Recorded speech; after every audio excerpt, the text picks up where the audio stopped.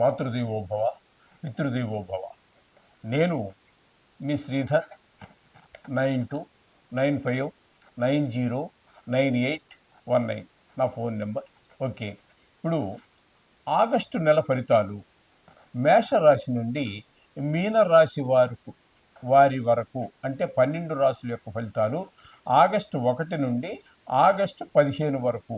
అంటే దీన్ని ఇంగ్లీష్లో ఫోర్త్ నైట్ అంటారు, మన తెలుగులో పక్ష ఫలితాలు. అంటే పక్షం అంటే ఒక భాగం, ఒక సగభాగం అనుకోండి. ఆ భాగం అంటే 1వ తారీఖు నుంచి 15వ తారీఖు వరకు గోచార ఫలితాలు ఏ విధంగా ఉన్నాయో తెలుసుకునే ప్రయత్నం చేద్దాం. తులారాశి వారికి ఆగస్టు 1వ తారీఖు 2025 నుండి ఆగస్టు 15, 2025 వరకు గోచార ఫలితాలు ఏ విధంగా ఉన్నాయి సశాస్త్రీయమైన పద్ధతిలో తెలుసుకునే ప్రయత్నం చేద్దాము. ఇవి కేవలము గోచార ఫలితాలే.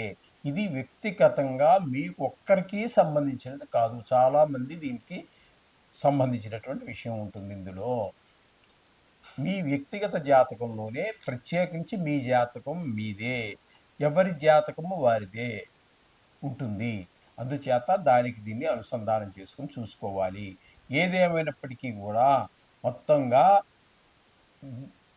జాతకం మీదే నడుస్తుందని మాత్రం అనుకోవాల్సినటువంటి పని లేదు. 190% జరిగినప్పటికీ మిగిలినంతా దైవానుగ్రహం వల్ల జరగవలసినదే. రాసి పెట్టుకోవడాలు, బల్లగుద్దిరాలు, బ్రహ్మదేవుడు రావడం, ఇవన్నీ ఏవి నమ్మవాకండి. హరిహర బ్రహ్మాదులు వచ్చినా దీన్ని ఎవరూ మార్చలేరు. ఇటువంటి వాటిని మీరు నమ్మవలసినటువంటి పని లేదు. ఎందుకనంటే ఈ శాస్త్రాన్ని రాసినటువంటి పరాశరులు వారే అవన్నీ రాయలేరు. కాబట్టి మనం ఎంతవరకు అంటే శాస్త్రం ఎంతవరకు చెప్పిందో అంతవరకు చెప్పడానికి నేను ప్రయత్నం చేస్తాను. ఆ పైన ఒక్క మాట కూడా నేను చెప్పను, అది గమనించుకోగలరు. ఇక్కడ తులారాశి వారికి 5వ స్థానంలో, పంచమ స్థానంలో రాహుగ్రహ సంచారం జరుగుతున్నదండి.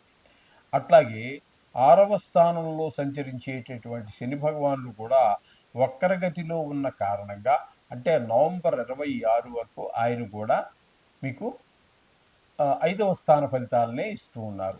అంచేత ముఖ్యంగా సంతానం మీద దీని యొక్క ప్రభావం ఎక్కువగా ఉంటుంది. అవంటే సంతానం మీద అంటే చదువుకునే పిల్లలైతే, వాళ్ళు వివాహితులైపోయి వాళ్ళ జీవితాలు వాళ్ళు ప్రారంభించాక వాళ్ళదే ఉంటుంది. మీకు ఎంతవరకు అంటే వాళ్ళు బాధ్యత తీసుకోనంత వరకు, చిన్నతనంగా ఉండి చదువుకునేంత వరకు మాత్రమే తల్లిదండ్రుల యొక్క బాధ్యత ఉంటుంది. కాబట్టి ఈ సంతానము విద్య విషయంలో కొంచెం వెనకబాటు, అంటే రాహువు శని 2 గ్రహాలు కూడా అక్కడ ఒకదాని మీద ఒకటి పోటీ పడి అక్కడ ఫలితాలు ఇస్తున్నాయి. కాబట్టి 5వ స్థానంలో సంతాన స్థానం మీద, ముఖ్యంగా సంతానం మీద వారికి శ్రద్ధ తగ్గటము, మార్కులు తగ్గిపోవటము, అలాగే కొంచెం బుద్ధి బలం ఉపయోగించకపోవటము, తద్వారా గాయాలు అవటము, ఇట్లాంటివి చాలా వస్తూ ఉంటాయి. అలాగే చెడు స్నేహాలు, ఇవి చాలా ప్రమాదకరమైనటువంటి, ఒక 10th క్లాస్ దగ్గర నుంచి మరీ కొంత జాగ్రత్త తీసుకోవాల్సినటువంటి పరిస్థితి. ఎందుకంటే అది కొంచెం చాలా మనిషికి ప్రమాదకరమైనటువంటి, అంటే చెడు స్నేహాలు చేయడానికి వాటికి ఎక్కువ అవకాశం ఉండేటటువంటిది. మనిషి అంటే విద్యార్థిగా ఉన్నటువంటి వాడు చెడిపోవటానికి ఎక్కువగా అవకాశం ఉన్నటువంటి కాలం. కాబట్టి ఆ విషయాల్లో అప్పుడు జాగ్రత్తలు తీసుకోవాల్సి ఉంటుంది. అంటే శని రాహు ఇద్దరు కూడా ఉండటం మరింత ప్రమాదకరంగా మనం చెప్పుకోవాల్సి ఉంటుంది. ఇకపోతే భాగ్యస్థానంలో గురువు శుక్రుడు 2 గ్రహాల యొక్క సంచారం జరుగుతోంది. ఈ 2 గ్రహాలు కూడా అత్యంత శుభప్రదమైనటువంటి ఫలితాలనే ఇవ్వబోతున్నాయి. భాగ్యస్థానంలో గురు సంచారం వల్ల అవివాహితులకి వివాహం అవటము కావచ్చు, వివాహం అయ్యేటటువంటి సందర్భంగా కూడా శాస్త్రాల్లో చెప్పబడింది. అలాగే భాగ్యం అంటే ఏ విషయం, ఏంటి భాగ్యం? భాగ్యం అనేదానికి ఒకటని లేదండి, అన్నీ భాగ్యమే. మీ తల్లిదండ్రులు ఇంకా ఆవిడ చేతి వంట తినటమో, ఆవిడ మాట వినడమో, మీ తండ్రి గారి యొక్క పొద్దుట లేచి ఆయన్ని చూడటమో, ఇవన్నీ కూడా అదృష్టమేనండి. అలాగే మీ మంచి భార్య, మంచి పిల్లలు, అన్నీ ప్రతీదీ కూడా భాగ్యమే.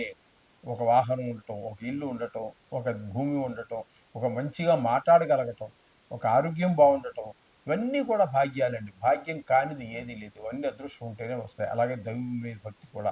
ఎందుకంటే ఇక్కడ మనకి మంచి పిల్లలు కూడా అంటే భావాద్భావం అని చెప్పేసి పంచమ స్థానం నుంచి పంచమ భావం అవుతోంది కాబట్టి ఇక్కడ ప్రతిదీ భాగ్యమే మనిషికి.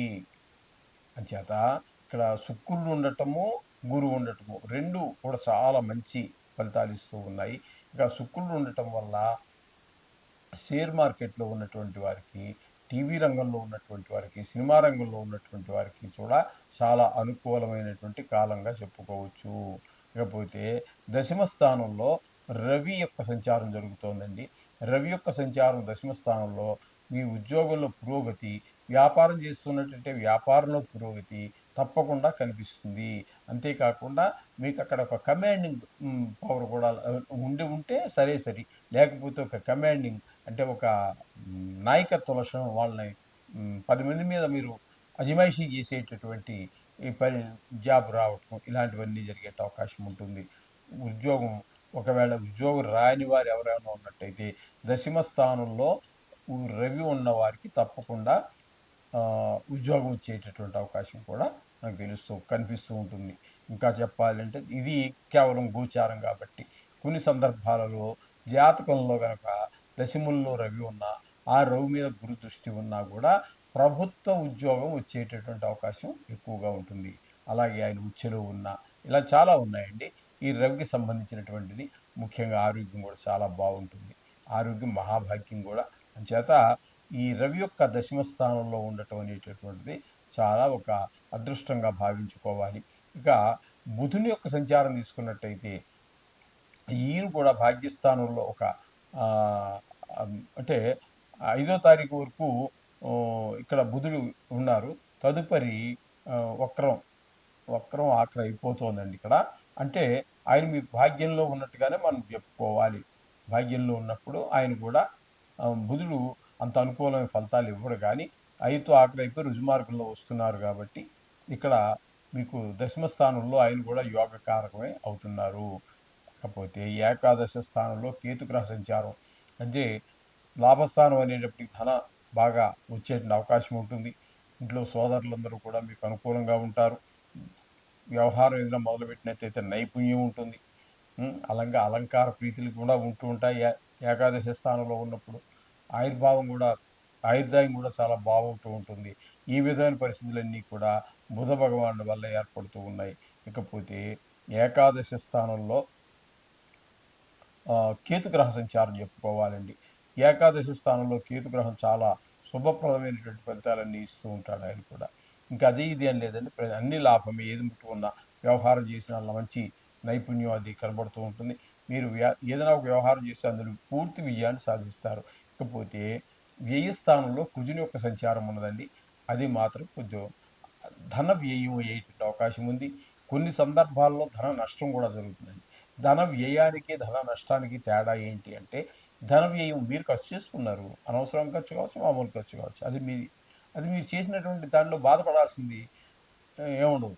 ఒకవేళ ఉన్నాం బాధపడాల్సింది, అనవసరం ఖర్చు చేశాను బాధపడాల్సింది. ఈ ధన నష్టం అనేటటువంటిది ఏంటంటే, ఎక్కడో పెట్టుబడి పెట్టాము, అది మళ్ళీ తిరిగి రాలేదు, కొంచెం నష్టం జరిగింది.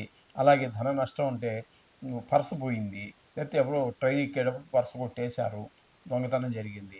ఇలాంటివి ధన నష్టంగా మనం భావించుకోవాల్సి ఉంటుంది. కొంతమందికి కళత్ర నష్టం అంటే భారీ నష్టం అంటే చనిపోవడం కూడా కావచ్చు. ఇలాంటివన్నీ జరిగే అవకాశం కుజుని వల్ల కలుగుతుంది. ఈ విధమైన ఫలితాలన్నీ కూడా మనకి ఈ తులారాశి వారికి చెప్పుకోవాల్సినటువంటి విషయాలు. అయితే కొన్ని గ్రహాలు ప్రతికూలత, కొన్ని గ్రహాల అనుకూలత ఎప్పుడైతే ఉంటుంది, ఎప్పుడూ ఉంటుంది. ఎప్పుడైతే ఉండడం కాదు, ఎప్పుడూ ఉంటుంది.